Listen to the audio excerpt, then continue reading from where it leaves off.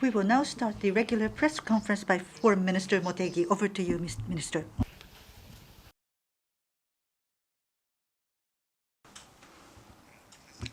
Ladies and gentlemen of the press, thank you very much for your support for the past 2 years. For 2 years since I have assumed the post of Foreign Minister in September the year before last, and during that time we have seen a sea change in the international community, such as the global spread of the COVID-19, as well as situations in Myanmar and Afghanistan. Although the diplomatic activities on face-to-face basis have been restrained, I have been able to accumulate the online virtual meetings of 200 times or so ever since I was appointed. I have also visited 52 countries in Europe, United States, Asia, and Middle East. I was able to build a personal relationship with the foreign ministers of different countries and be able to proceed with diplomacy with both tolerance and strength. I had mentioned 2 years ago, and we have seen the spread of the global the infection of COVID-19. My very first overseas trip was to New York for the UN General Assembly. For the past 2 years, the top priority issue was the response to COVID-19. And we have started supporting the return of the foreign nationals, including first of all, the operations of return from Wuhan. We have been able to be successful with the foreign ministry as a whole making the efforts. And we have provided the funding, including the COVAX, the vaccination. We have co-sponsored COVAX AMC Summit, and we are the world's the third largest in providing the vaccinations to Southeast Asia as well as the Pacific Island nations. And as a unique support of Japan was last 1 mile support to the different countries in delivery of vaccines, because there are many countries where they need vaccination, although we do not have domestically produced vaccines. We have been asked to provide support, and we have been able to do that. As to the relationship with the United States, with Secretary Blinken, we had 9 times of foreign ministers meeting, including 5 telephone talks, and we have been able to build a solid relationship of trust and confidence, and have been able to strengthen Japan-U.S. alliance, which is a cornerstone of Japanese diplomacy and security. And aiming to achieve free and open Indo-Pacific, I have participated 3 times the Quad Foreign Ministers meeting, and for the free and open Indo-Pacific, I have been able to deepen partnership with the relevant countries in the ASEAN as well as Europe.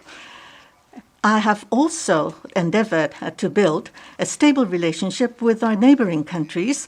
We have concluded Japan-U.S. trade agreement, and also Japan-EU EPA, and also Japan-UK EPA and RCEP have been concluded. For the free and fair economic zones to be expanded, Japan was able to exercise leadership. So Japan has been always making early efforts for different issues and the different challenges to lead the way for international rules making. That was always my tenet. And as a consequence, in the international community, we were able to see the presence of Japan have been enhanced. And I have been able to have a diplomacy to strengthen the position of Japan. As for foreign minister, extremely able and having the noble the mission in mind. Those were my colleagues and friends in the foreign ministry, and I have very fond memories for myself, which will last for the lifetime. I would like to express my appreciation to all the staffs of foreign ministry, and I hope that they will continue to be active. For the members of the press club, I would like to express my appreciation for all your support. Thank you. We will now take questions.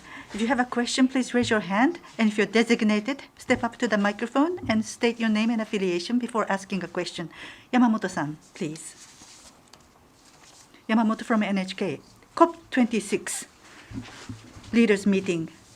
Prime Minister Kishida left for the UK this morning. at this summit meeting, what kind of results are being expected? And bilateral meetings, I suppose several of them will be held. With President Biden, is there a meeting to be held?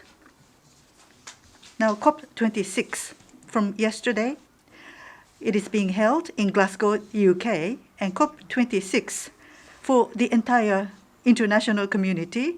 This is intended to raise the momentum towards climate change countermeasures. This is a very important opportunity. Japan, in order to realize carbon neutral target in 2050, strong efforts are being made. And as a goal that is consistent and ambitious with this goal, we are aiming to reduce carbon emissions, GHG emissions by 46% by 2030. And we are striving even towards a higher target of 50% reduction. Now, including assistance to developing countries, we are going to work on these programs.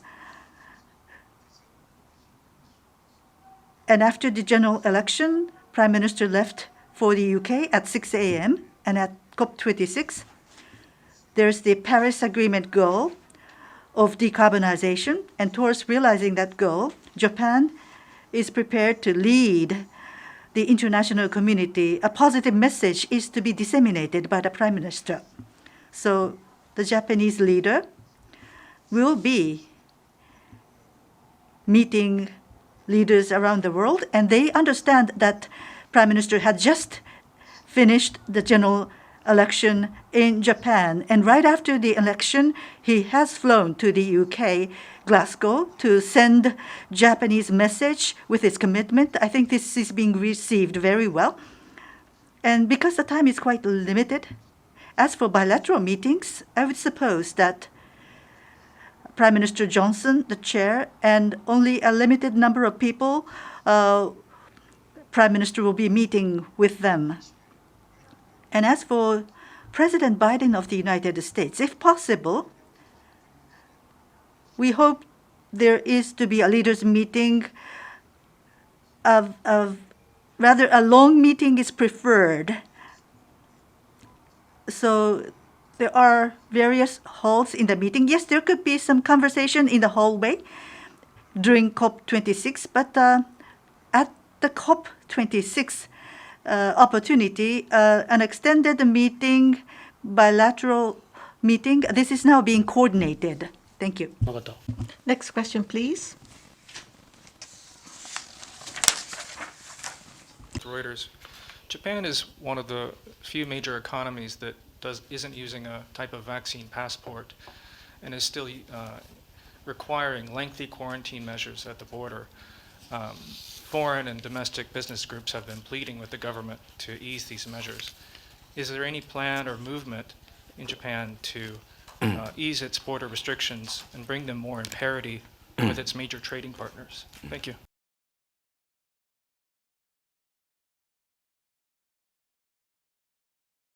As for the vaccine passport, as well as certificate for the negative the COVID infection, some countries are using partially, but I don't think there is any full certificate process, a full passport the process being adopted yet. In any case, vaccinations that have been progressing globally, and in Japan, the declaration of the state of emergency has been lifted. So inclusive of that, for those the foreigners coming as well as Japanese entering into Japan, and also for the different events and also visiting shops and so forth, we would like to have that measure so that the people will be able to safely visit. So the vaccine passport or the certificate of the negative infection, those would be important in order to have safe and secure economic situation to be put in place. So we would like to consider on all these possibilities going forward. Next question, please. Nishimura from Radio France. Thank you for your service as Foreign Minister. I'd like to ask a question about border enforcement measures. There are many reports, and right now, the current measures may be relaxed. The government is reported to be considering relaxation of the current measures, especially international students. what kind of measures will be taken for new entrants into Japan? How will they be allowed into Japan? What are the conditions or what are the sequences? Can you talk about this, please? As I have just said, with the progress of vaccinations, and in Japan, the state of emergency declaration was lifted, and new infection cases is now lower than 100 per day. So we have reduced the infections to this level. Of course, we need to be vigilant going forward, but based on these developments, receiving international students, resumption of that, as well as shortening of the quarantine period, towards relaxation of border enforcement measures, we are aware that there are such requests being made. We will be looking at the domestic infection situation as well as progress of vaccinations, and we will be reviewing these restrictive measures in a phased fashion. There are two sides. One is that people coming into Japan, entry, needs, and urgency. What is the level of urgency and the need for entering Japan? That is one consideration.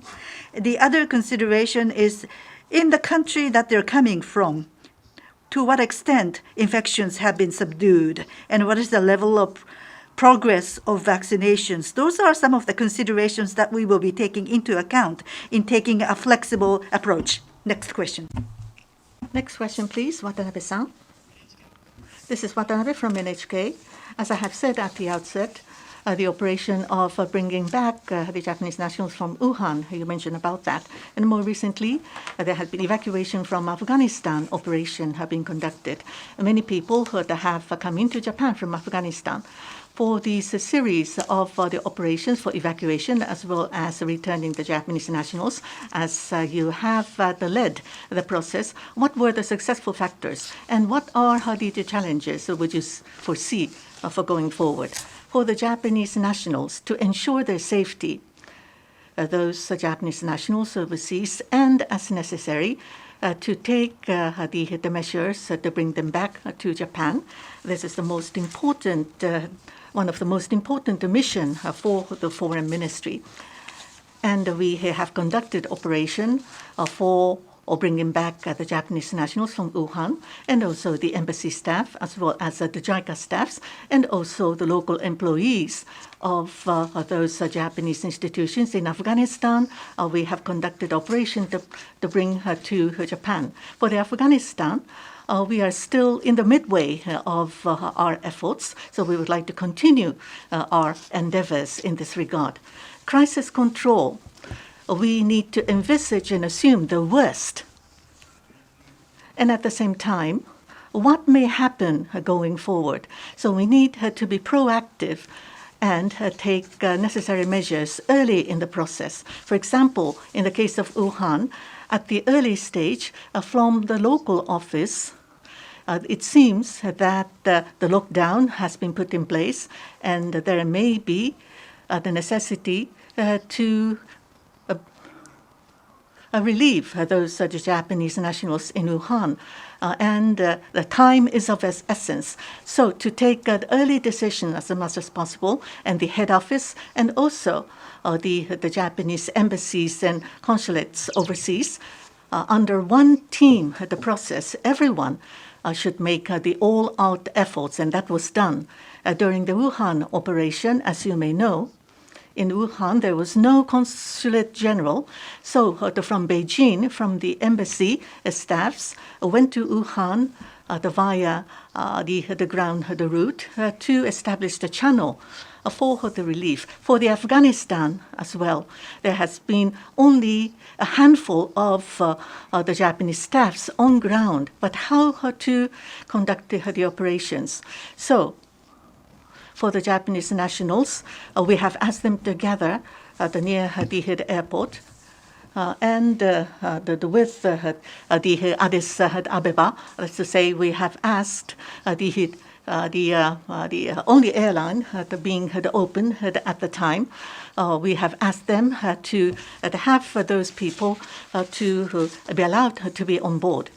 So those totally unexpected situations do occur. All sorts of things do happen. That is the reality. So against this backdrop, the best operation that must be conducted, so we would do our best going forward as well. Next question, Sawai-san, please. Sawai from TV Asahi. In November, towards budget compilation, there was that host nation support negotiations, which had been extended for 1 year, will be reaching a climax. And within this year, there's going to be a 2+2 meeting. But Mr. Motegi, you will be passing it over to the successor. Who is going to be the right person for the job, and what kind of approach should he take or she take towards the negotiation? Well, who will be fit for the job as foreign minister? I am not in a position to make appointments, so I would like to refrain from making a comment towards that question. Now, on the question of the host nation support, there was the tentative agreement for 1 year, and for the new special agreement that will start from April 1st next year, we are currently conducting negotiations towards reaching agreement. And in the negotiation, there are 2 points. One is that the regional security environment is getting more severe, so we need to respond to that situation. The other is Japanese fiscal position. This is also very tough, and therefore, based on these consideration, we want to respond to the matter in an appropriate fashion. And as for the 2+2 within this year, that's not been scheduled or it's not decided yet. Any other questions? And Azahari-san? Azahari, Pan Earth News and Arab News Japan. Thank you, Minister, for the support for the foreign media in Japan by the Foreign Ministry. My question is, with the endorsement of the Liberal Democratic Party coalition by the voters on Sunday, what is the main challenges or threats facing Japan on the diplomatic front and need immediate action? Also, as the corona infection rate seems to have been decreasing recently, do you think face-to-face diplomacy will increase or necessary? Thank you. Now, as for the general election at this time, of course, the recovery from the COVID-19 is the priority issue, and we have conducted the various discussions and consultations, and also diplomacy and security were also important issues during the election. And as for the Kishida the government, we have been given a major mandate from the Japanese people. That is true. So based upon this, we would like to have even more solid and firm policy going forward to ensure and secure the safety for the Japanese people, and also to protect our territory and waters surrounding Japan. Next question, Watanabe-san. Watanabe from NHK. About Japan-Russia relations, Foreign Minister. At the Munich Security Conference, you said that a new phase has been started in terms of peace negotiations. And in the interim period, the Northern Islands issue, Northern Territory issue, the difficulty that you have felt in the negotiations, as well as any direction that the negotiations should be headed, any particular prospects you have towards the conclusion of a peace treaty? Peace treaty negotiations between Japan and Russia over more than 70 years, there has been no progress. This has been a very difficult issue, and I have been working very hard on the issue to make some progress. In September of last year at the UN General Assembly, we started that first talks with Minister Lavrov, and in December I visited Moscow, and for 2 days, over 8 hours, we had a lot of in-depth discussions. The plan was, after that, in 2020, I was in Moscow in 2019, and in 2020, I asked Minister Lavrov to come to Japan to go over what we discussed, organize our thoughts, and make progress in the discussions. But what was unfortunate is that because of COVID, we couldn't capture the right timing.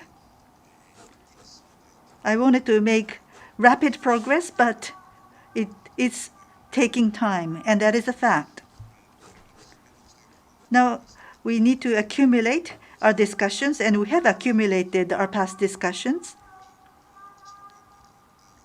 For Japan-Russia relations, we need to develop the relationship and resolve the territorial issue to conclude a peace treaty. That is the basic policy.